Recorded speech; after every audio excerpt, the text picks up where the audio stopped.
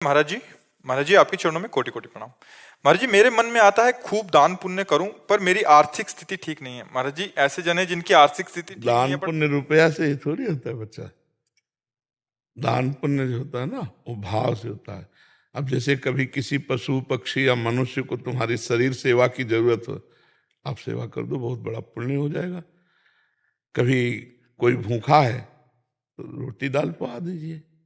आपके पास जैसे कोई ठंडी से कांप रहा है और आपके पास ये जैकेट है, आप उतार के पहना दिए। जरूरी नहीं कि हमारे पास रुपया हो तो हम दान करें, नहीं।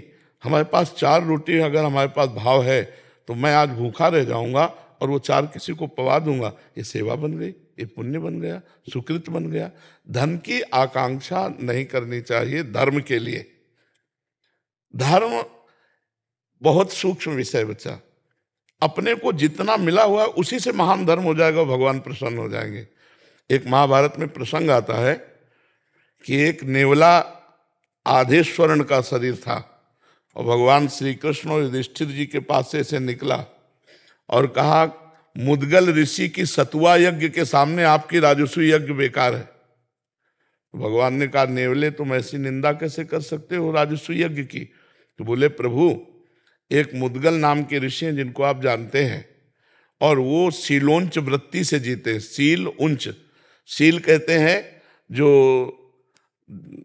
किसान लोग खेत काट लेते हैं उसके बाद जो बाली या दाना पड़ता है उसको बीनना, सीला बीनना कहते हैं, वो सील कहते हैं। और उंच कहते हैं जो बाजार में अन्न जहाँ बिकता है वहाँ वो अपने सब ले गए, जो दाने पड़े हुए हैं उनको चुन लेना, उसे सीलोंच वृत्ति कहते हैं।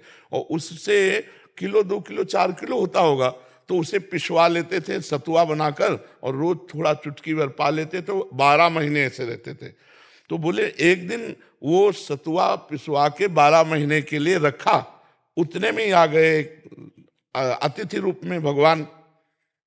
तो वो इतने भूखे थे कि उनके पास जो 2-4 किलो सतुआ था सब खा गए। अब साल भर उनको भूखा रहना पड़ेगा मुद्गल ऋषि को। तो जल पिलाया, वो बोले भगवान की बड़ी कृपा, आज हमारा पेट भर गया। तो वहां जो सतुआ के कण पड़े थे, तो नेवले ने कहा मुझे भूख लगी थी, तो मैं उस कण को पाया और जे ही निकला तो मैं आधा सोने का हो गया। तो मैं सोच रहा था युधिष्ठिर जी की बहुत पुण्य यज्ञ हो रही है, तो जाऊंगा पूरा स्वर्ण का बन जाऊंगा, लेकिन सब जगह लोटा कहीं इसका मतलब मुद्गल ऋषि की सतुआ यज्ञ से बढ़कर तुम्हारी राजस्व यज्ञ नहीं है।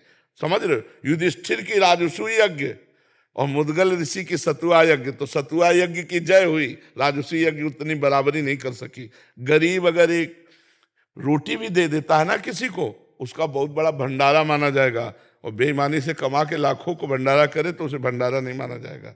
तो धन के लिए चाह मत करो, धर्म के लिए धन की चाह नहीं है, सत्य और निष्ठा की चाह है।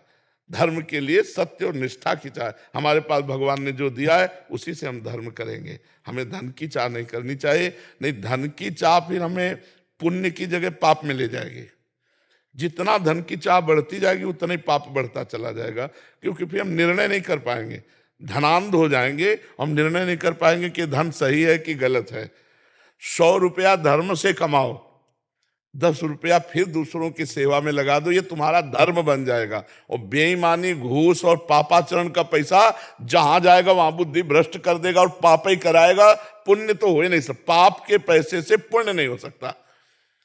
धर्म द्वारा कमाए हुए 100 रुपये से 10 रुपये निकाल दो, गौ सेवा, संत सेवा, भिक्षुकों की सेवा, बीमार की सेवा, वो बात मान गए। लेकिन ऐसा नहीं पापाचरण करो। इसलिए बहुत धन की आकांक्षा न करे, धर्म की आकांक्षा करे, तो धर्म से जो धन आएगा वो मंगलमय होगा।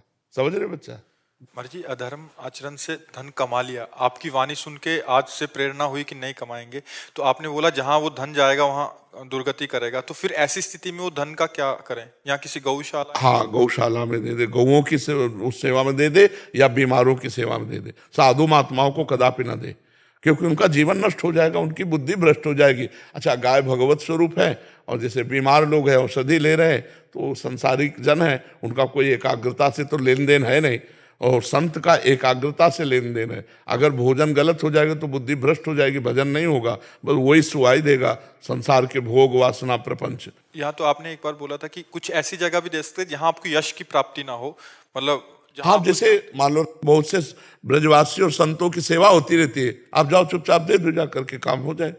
और ये गलती मानो कि आगे हम पाप नहीं करेंगे, लेकिन संतों को डायरेक्ट नहीं देना चाहिए। पाप का कमाया हुआ धन संतों को नहीं देना चाहिए, नहीं तो निश्चित उनकी बुद्धि भ्रष्ट होगी, तुम्हें डबल पाप लगेगा। क्यों? और क्या, वो भजन कर रहे हैं, उनके भजन में विघ्न डाल दिया तो तुम्हें पाप नहीं लगेगा। तो इसलिए पाप के धन से तो कभी पुण्य हो ही नहीं सकता। वो प्रायश्चित है, जैसे आप दे आए गौशाला में, आप बीमार हो, वो प्रायश्चित है तुम्हारे पाप का, पुण्य नहीं बनेगा। पुण्य तो बनेगा धर्म से कमाए हुए धन के द्वारा। ऐसा हो तो फिर क्या है? ऐसा नहीं है। अवश्य में भोक्तव्यम कृतम कर्म शुभाशुभम, शुभ और अशुभ कर्म दोनों भोगने पड़ेंगे। इसलिए बहुत संभल के चलना चाहिए। शास्त्र में धर्म का कमाया हुआ 100 रुपया, उसमें 10 रुपया किसी को कर सकते हो, ऐसा लिखा। अक्षत जिंदल जी नोएडा से। राधा वल्लभ श्री हरिवंश महाराज जी, आपके चरणों में कोटि कोटि प्रणाम। गुरुदेव, आपका जीवन और साधना हम सभी के लिए एक प्रेरणा है। गुरुदेव, आपने काशी में शिव जी की उपासना से प्रारंभ कर वृंदावन में श्री राधा वल्लभ श्री हरिवंश से राधा नाम का अद्भुत प्रकाश पूरे भारतवर्ष में फैलाया है। ये न केवल आपकी गहरी भक्ति बल्कि राधा रानी की असीम कृपा का प्रमाण भी है। आपका ये भक्ति भाव और प्रवचन हम जैसे लोगों के लिए ये बताता है कि भक्ति मार्ग में कोई सीमा नहीं होती, ये अनंत और व्यापक है। मेरा प्रश्न ये है कि जब आप श्री राधा रानी की पूजा प्रारंभ कर रहे थे, तब क्या शिव जी और राधा जी दोनों की पूजा करते थे? क्या उस दौरान किसी आंतरिक संघर्ष का अनुभव हुआ या आपकी भक्ति सहज रूप से? आंतरिक संघर्ष का अनुभव हुआ, पर पूजा नहीं करते थे।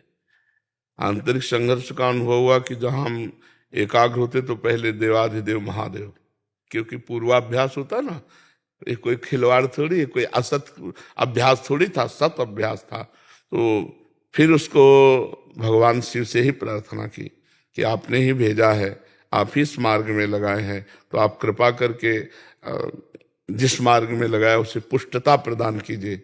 फिर वो धीरे धीरे धीरे धीरे, लेकिन समय लगा, मतलब वर्षों लगा। ऐसा नहीं लगा कि आज श्री जी के जुड़े और एकदम पूजा नहीं की, पर आंतरिक मानसिक पूजा, मानसिक अभिषेक, मानसिक चिंतन जो हमारा होता था, उस पर बहुत समय लगा बदलने में, बहुत समय लगा।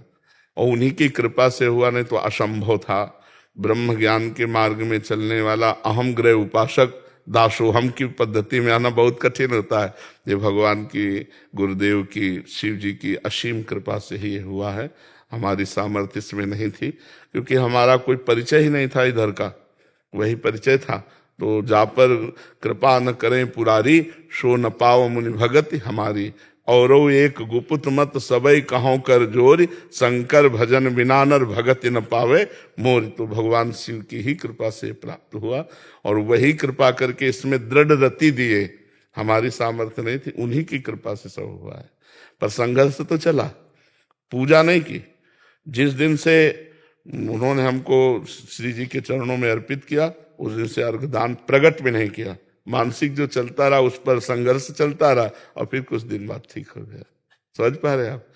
पर श्रद्धा और विश्वास और भावना बराबर की है। आज भी ऐसा नहीं कि इतना भी कम हो भगवान शिव के प्रति।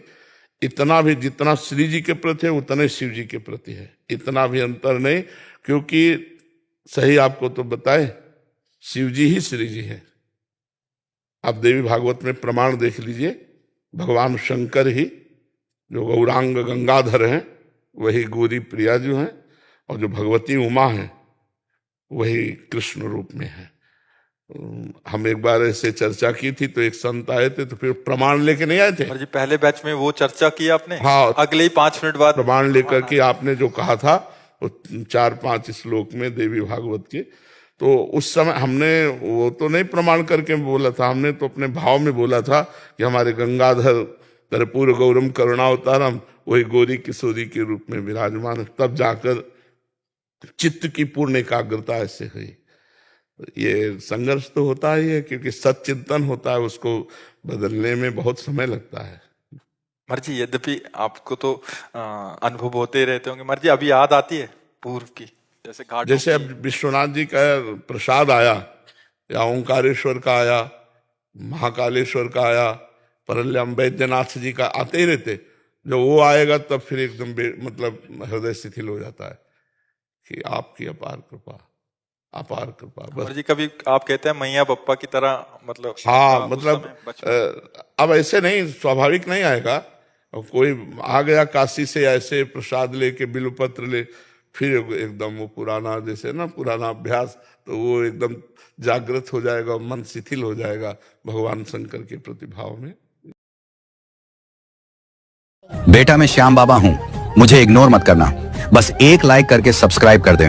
मैं तेरी सारी मुसीबतें आज के आज दूर कर दूंगा, और जाते जाते कमेंट में मेरा नाम जरूर लिख दे।